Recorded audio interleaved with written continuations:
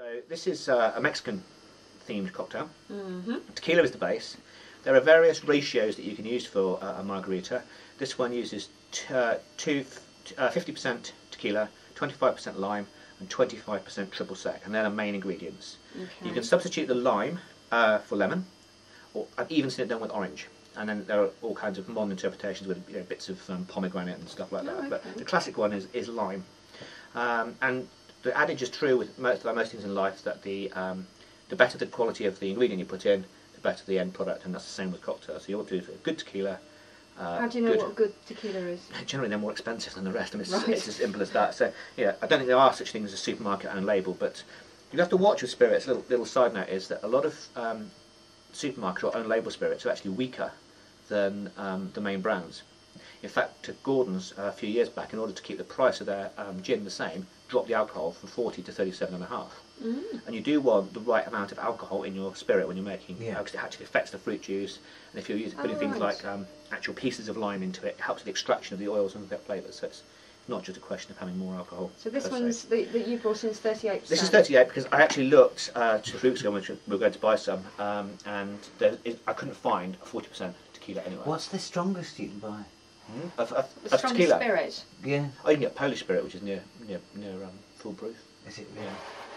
Which you can make your own liqueurs with, which is fantastic. Oh wow! If you get into that kind of stuff. And also we make, Alison makes a home slow gin. Which is that's fantastic. Yeah, absolutely that makes fantastic. slow gin. Yeah. We tried one now. We just experimenting with strawberry gin for the summer, so we're just trying to. Slow gin's the sweet stuff. Is that yeah, right? so you basically buy some gin, add some fresh, you prick some sloes and quite a lot of sugar, and you put it into some like a Kilner jar, one of these sort of like big open top jars. Leave it, turn it sort of once a week for the last lot we had. We forgot about. I think it's about 12 months old by the time we got it. It was just like, oh, this is really nice, too nice. But yeah, you also sort of started selling. I think Gordon's do a slow gin, and I think Plymouth do a damson gin, which is really it's nice. never the same though, is it? You've got to make it yourself. Yeah, I think so. Anyway, we digress from margarita. So how much would this bottle be then? They're generally between £12 and £14, depending on the brand. Also, this is 50 centilitres, which I noticed after I bought it, which is slightly smaller than a normal bottle. You get a fair few margaritas out of Exactly. that, wouldn't you? Absolutely. I hope.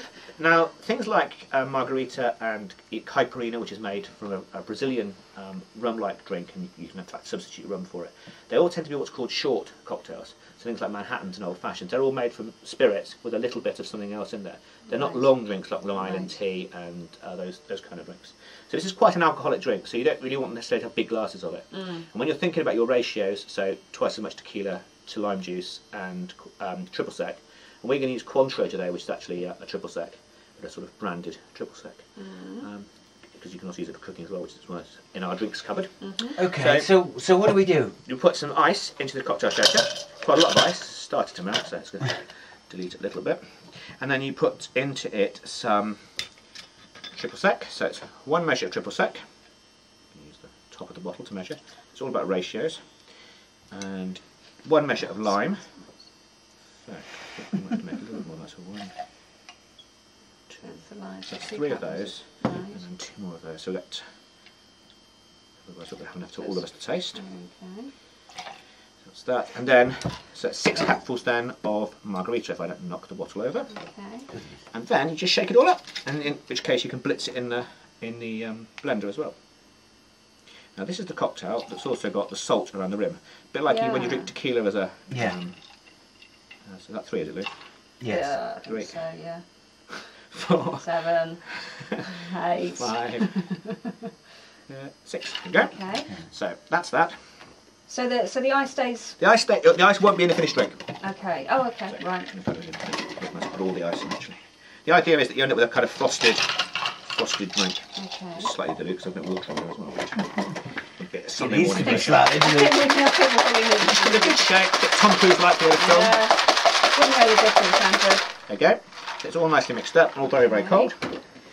Some glasses. And what you have with the margarita, the classic, a lot of these cocktails are all about how you serve them as well. Yeah. So what you do with these is you run the lime that you've just squeezed out, run it around the top of the glass. This is not very radio friendly, it's a bit more, it's a bit TV friendly. But, and so make it stick, and then you upend the glass into the salt, so you end up with a sort of salty rim. Now when you do that, it works really well with the lime and the tequila. Do some people just do half the glass? They can do, yeah. mixing it You with- can do it. Yeah. And you can actually colour the salt as well. Oh, how This good salt is is just put some drops of food colouring in it and just shake it all about. Okay. But these ones, this salt I actually bought in a shop in London, a cocktail shop, and it's got little bits of kind of pepper. It's supposed to be from Mexican sea that's been. That's what they tell That's us. got food colouring. That's what they, that's what they well, told me when I spent the £10. Yes. So we'll just do this one in here. Now the only thing I haven't got with me is a way of straining the ice, so we'll improvise here. Gosh, this is good, isn't it? Yeah, and you can share one. I'll do another one here. So that's one for that. What's it gonna be like? That's slightly more dilute than Thank normal you. because it's got a little bit of water in the ice in there, but that's the Sunday version. Go on, Dom. Down in one. Yeah, right. Just say we are both driving at the end of this, so we're not going to have very I much. think just one sip, I think, is enough. It's all gone very quiet. Yeah, I was a bit worried when I came in because I was listening to the stargazing bit before I came Anton, on. yeah. So I thought, yeah, Dom's already off on another planet. I'm going to throw tequila at him as well, and it's all going to get rather messy in the studio. It's very, it's beautiful. I've got too much salt. Very, very nice. So, I could finish that all too easily. brilliant. So I It's must absolutely stop. very, very Gosh. good in summer.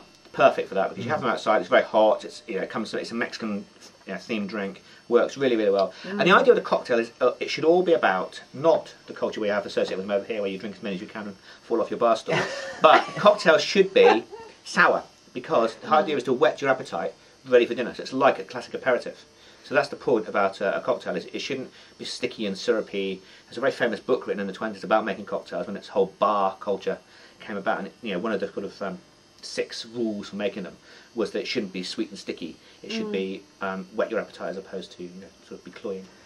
It's beautiful. It's lovely. I could do with Very A lot of Sorry, people salt say, on it, a lot actually. of people say, no, I don't like the lime and the salt. But actually, when you have it before dinner and that, the whole thing it works with Yeah, that kind it of is sweet very. and sour. It is very. Yeah, I'm quite hungry now. Sensational. Go with some yeah. cashew Next time I'll bring nuts some or food and wine and something. we'll do that one. So just going back to Sheila's original question, she was talking about her cocktail party that she's going for a hen night. I mean, it's quite a nice idea to do something like Yeah, that. I think it's really isn't good, it? and then you can actually get some quite nice. You actually can get in quite a lot of the big department stores sort of cocktail kits now. They're quite trendy to do that. So you can usually find a cocktail shaker with some of those little straws in. In fact, even I think it was in Sainsbury's or Tesco's or one of the other big high street supermarkets. So the other day. Warrington's or Exactly, one of those kind of places, and they had those little parasol umbrellas you can get, Yes, and yeah. you get the straws and the stirrers and all that kind of stuff. Yeah. And you can buy tumblers like this in Sainsbury's for $3.99 for 12. So Yeah. it's not going to cost you a whole lot of stuff for a special occasion to make a bit of fun. So if you were going to make one cocktail that was cheap to make, you could make in large quantities, what would it be? I think I would think about doing Pimm's, largely because it's very easy to do. But if you wanted to make something a bit more special, I would think about doing something like this. The other one to do is some kind of Long Island tea thing where you can get cold tea, rum, or you could do a mint julep with some mint in it, some New Orleans thing with some rum there. There are loads and loads. I searched some morning to get some recipes for you, and there are loads of recipes online. I think Wikipedia's got a whole section dedicated really? to cocktails. We make mojito at home, Yeah. which is What's just that? Is that rum? awesome. It's white rum, limes crushed in That's the it. bottom with white rum, and there's a small amount of soda water in it, just a little. A lot of white rum. Crush the limes so all the juices come They out. call that muddling. You cut the lime into bits and you put some sugar in it, usually fairly coarse sugar, and you Yes, bash it it's together, coarse sugar, yeah. and then you pour your spirit over the top. There's Yeah. a Brazilian one called caipirinha that you do with a white rum style drink. So that's great. And it's so refreshing and just beautiful, and you can just drink loads of them. You could do those. Rather than make a jug of cocktail, you could do those all ready to go. So you can have your Yes. limes already muddled up in glasses and just pour the spirit in as you go. Yeah.